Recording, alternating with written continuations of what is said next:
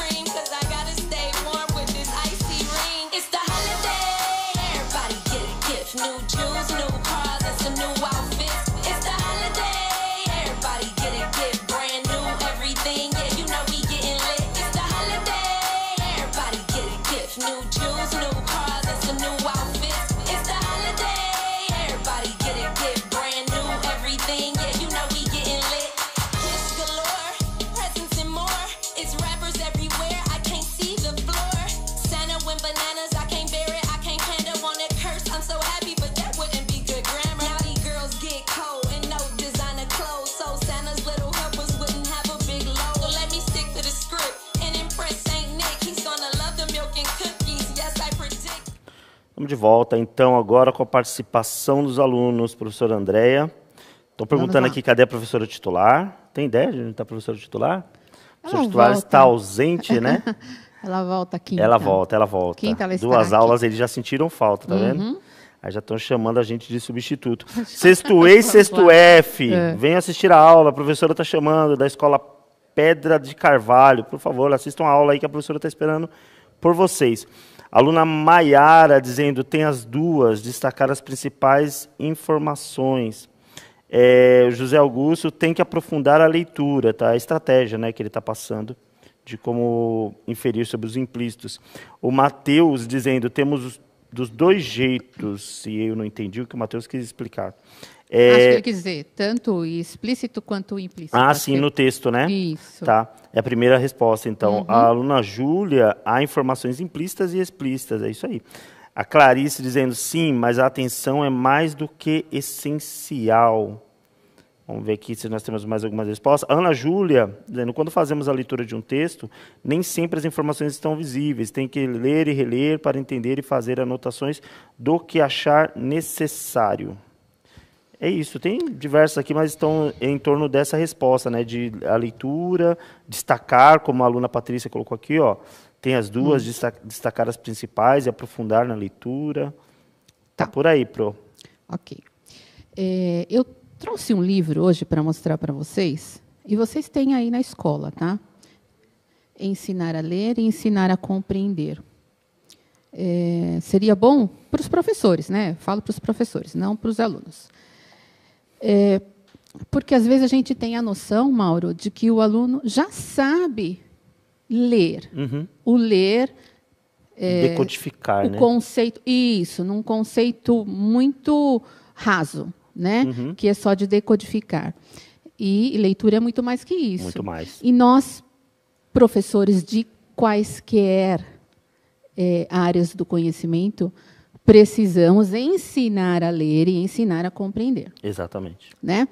Vou tirar esse peso das nossas costas. Não é tá? só na língua portuguesa. Isso, Exatamente. então, em todas as áreas. Esse livro é muito bom para para professor de qualquer área.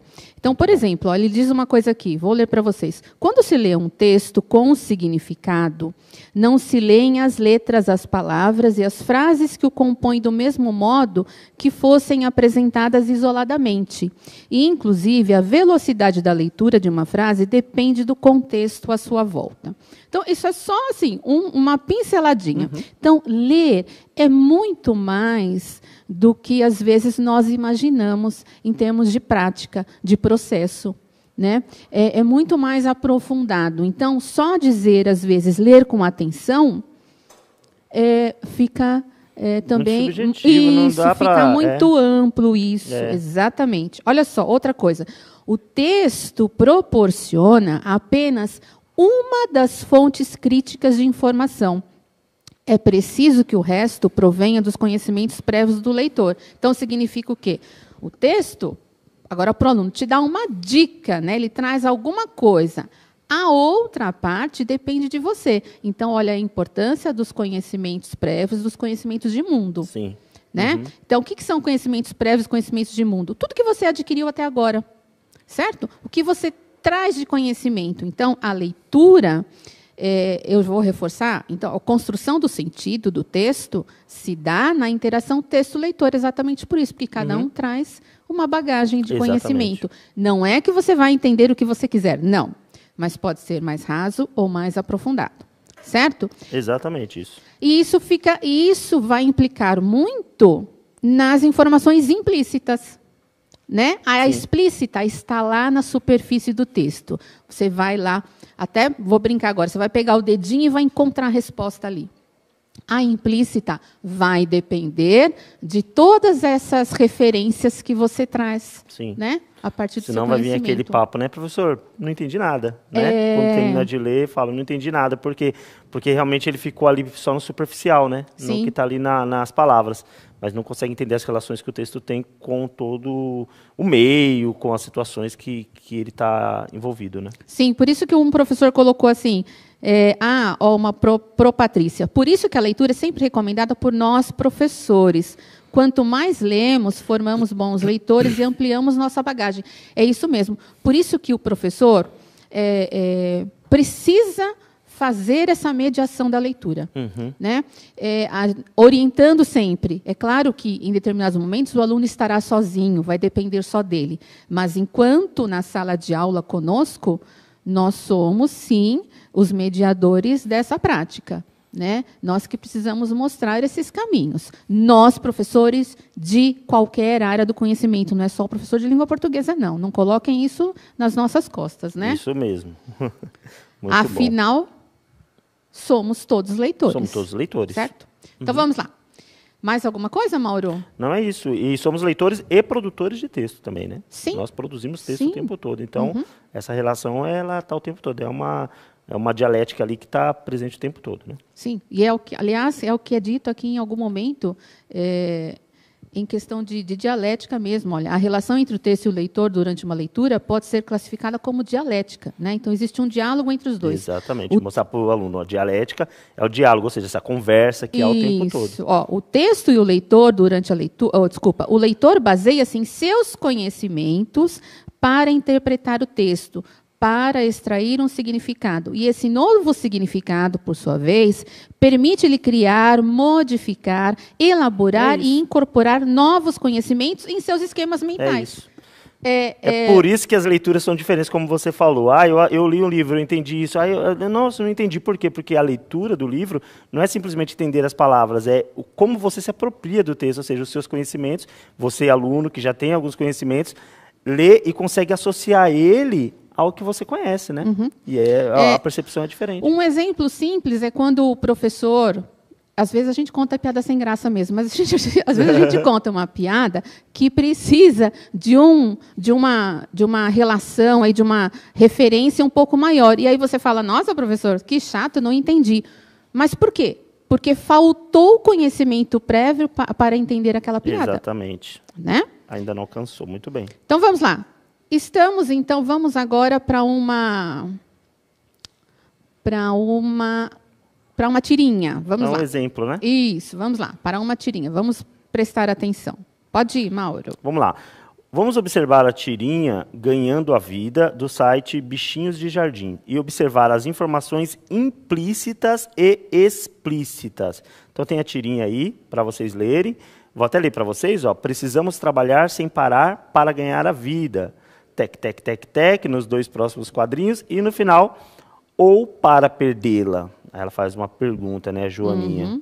Então tá aí o exemplo de como se trabalhar essa questão do texto. E nesse momento, nós precisamos fazer a associação aqui da linguagem verbal e da não verbal também. Exatamente. Né? Da linguagem verbal, não verbal, e fazer as inferências com o sentido, né, do contexto que ela está tentando passar, que é a informação implícita, né? E eu vou perguntar, então, não tem a pergunta aqui, mas vou pedir para vocês, coloquem para nós qual a interpretação que vocês deram para essa tirinha. Vamos lá, 1 minutinho e meio, vai, coloquem para nós.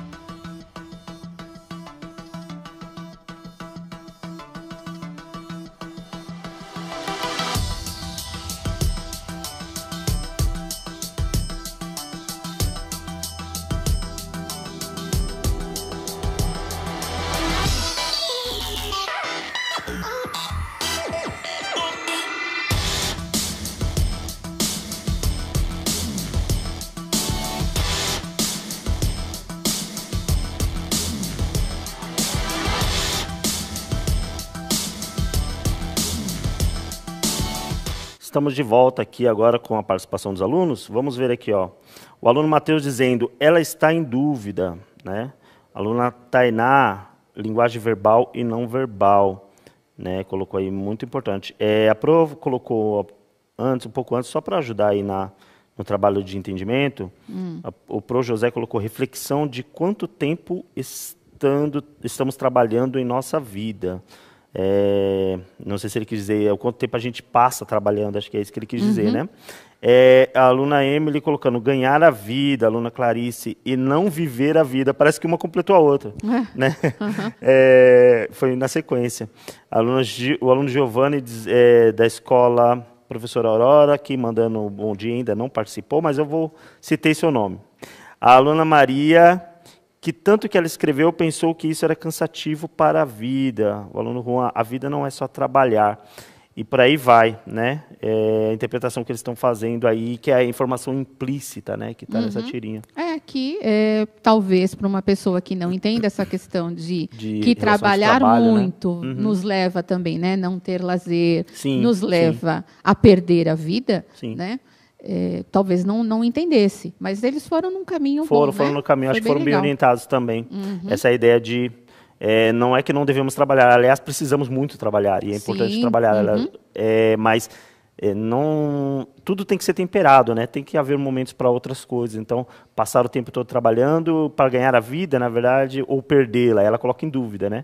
do tempo que ela fica trabalhando. Isso é bem legal para a gente refletir. Alguém colocou bem filosófico, é verdade, né? Porque a gente não ganha não ganha um dia cada dia, a gente perde um dia perdendo, de vida, né? A gente o perde excesso, um dia de vida todos os exatamente, dias. normalmente né? É isso, né?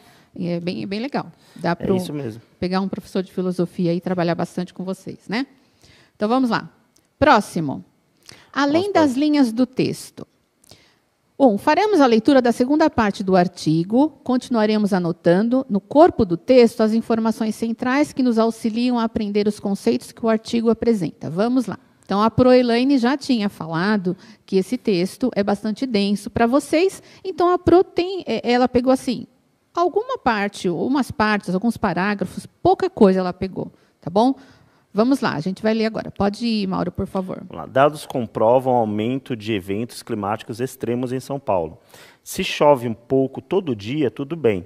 Era o que acontecia antigamente, quando São Paulo ainda fazia jus ao apelido de Terra da Garoa, por causa da tradicional chuvinha que caía nos fins de tarde. O problema maior é quando a chuva desaba concentrada em grandes volumes na forma de tempestades.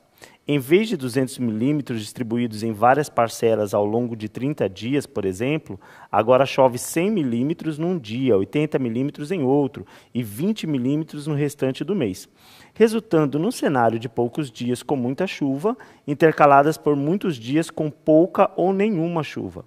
É aí que mora o perigo, pois é nesses dias de muita chuva que acontecem as enchentes e os deslizamentos que matam pessoas, desabrigam famílias e destroem a infraestrutura da cidade.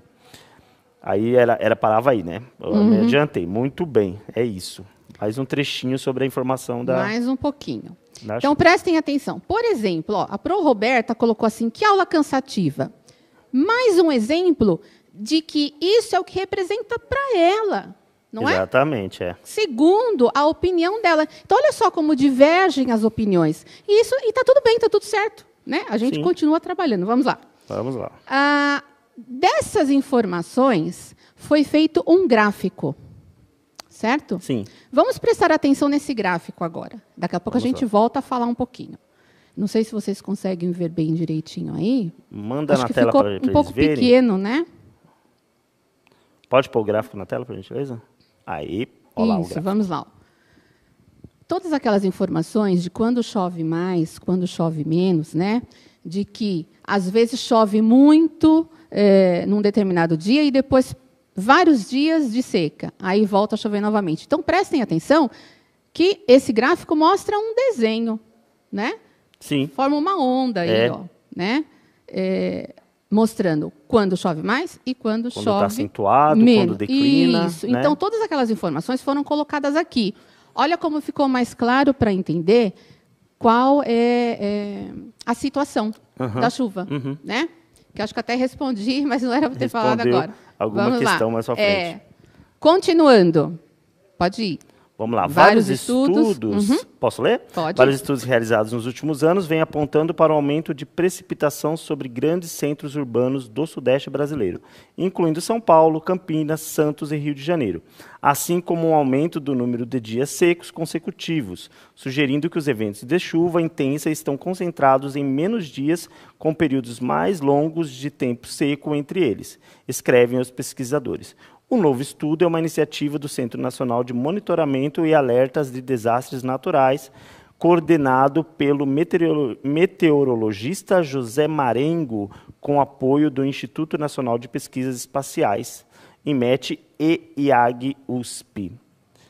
Continuando. Tem mais, né? A temperatura média da Terra está aumentando, isso é um fato incontestável, e a atmosfera está reagindo a esse aquecimento por meio de extremos, diz o pesquisador Tércio Ambrizzi, professor titular do IAG e coautor do trabalho. Quando um sistema é tirado do seu equilíbrio natural, diz ele, isso gera oscilações para cima e para baixo. No caso do sistema climático, essas oscilações resultam em extremos de temperatura, tanto de calor quanto de frio, e de precipitação, muito ou pouca chuva. A grande estiagem de 2013-2014, que quase secou todos os reservatórios de água da RMSP, também faz parte desse cenário, segundo o pesquisador. Bom, tem mais um pedacinho, né? Temos a última parte. À medida que a temperatura aumenta, aumenta também o gradiente dos extremos, alerta Ambrise. A tendência, portanto, é que a situação piore ainda mais nos próximos anos e décadas, considerando que a tendência de aquecimento do planeta não deve ser revertida tão cedo. Então, vamos lá. Nossa, professora, que texto denso, quanta palavra difícil. Uhum.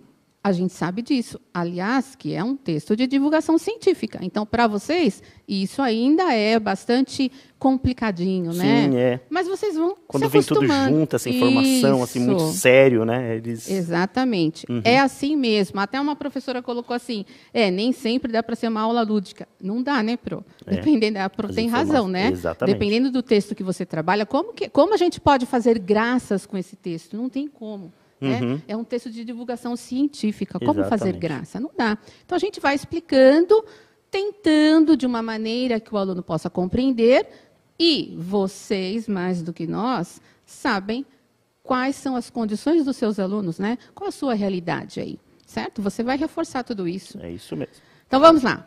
Exercitando. Uma questão. Nos 2 primeiros parágrafos do artigo, há uso de travessões. Vamos analisar e justificar o porquê da opção em utilizar esse sinal gráfico. Essa é uma questão. Nós vamos voltar nos 2 primeiros parágrafos para vocês, tá? 1 minutinho para vocês responderem essa questão.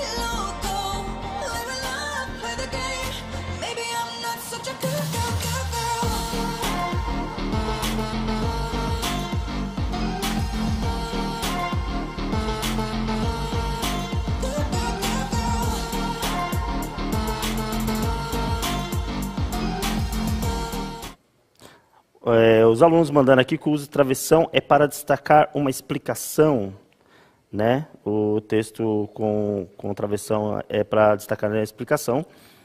Que nós tínhamos... Ana Caroline mandando a resposta, todos eles dizendo essa mesma informação. Nós tínhamos Terra da Garoa. Né? Nós tínhamos Terra da Garoa, e aliás, que tinha uma outra pergunta sobre Terra da Garoa. Né? Por quê? Respondam aí agora para mim. Por que São Paulo é chamada de Terra da Garoa? Respondam aí. Por que era chamada Terra da Garoa? Vocês fazem ideia? Vamos ver. Explica a Terra da Garoa. Para completar uma ideia. A aluna Yasmin mandando isso. Sobre a travessão. Por que são... Porque tinha muita chuvinha, né? Chovia muito. E não era essa chuvinha que apareceu no texto, né? Essa de chuva, né? De muitos dias, ou de um dia que chove demais e outros dias que fica muito seco, né? Então era de uma chuvinha frequente, da tarde, né? Sempre isso, de uma chuvinha frequente. A professora mandou aqui. Sempre garoava pela manhã. Exatamente. Eles estão mandando essa coisa, porque garoava bastante. Eram muito bons tempos esses, hein? Bons clima tempos. Mais tranquilo. Vamos ver, será que dá para fazer mais uma, Mauro? Acho que não dá, né? Acho que hoje já a Terra da Garoa. Falamos sobre isso, né?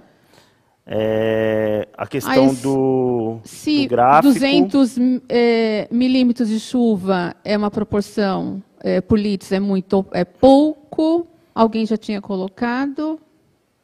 Alguém tinha colocado que era... no texto a gente trabalhou que era 200 distribuído no mês, né? Que aí ficava ali separadinho, bonitinho. Agora ficou, tipo, uma quantidade grande num dia, em dois, e no resto fica o tempo seco. Inclusive, é um assunto super pertinente para o momento, né, Andréa? Até para os alunos perceberem que a gente está vivendo um momento como esse, né? E verificar o quanto é prejudicial quando chove tudo num dia só. E aí, a tivemos consequência... pancadas de chuva e agora vamos ficar, pelas previsões, algum tempo aí sem chuva, o que vai gerar problema no abastecimento. Sim, exatamente. E quando chove demais, alaga. É isso aí. Inunda. O reloginho ficou doido ali já. Bom, gente, o nosso tempo acabou. Foi isso por hoje. Nós vimos informações explícitas e implícitas, reforçamos até muito mais as implícitas. Lemos aí uma parte do artigo, dados comprovam o aumento de eventos climáticos extremos em São Paulo. E fizemos, comentamos algumas perguntas aí investigativas. Ok? Mauro, muito obrigada. Eu que agradeço. Produção, muito obrigada. Sexto ano, muito obrigada. Muito obrigado Beijo para vocês, até quinta. Elaine vai estar de volta. Para a alegria dos professores e para os alunos também. Beijo, Elaine. Beijo, tchau, tchau.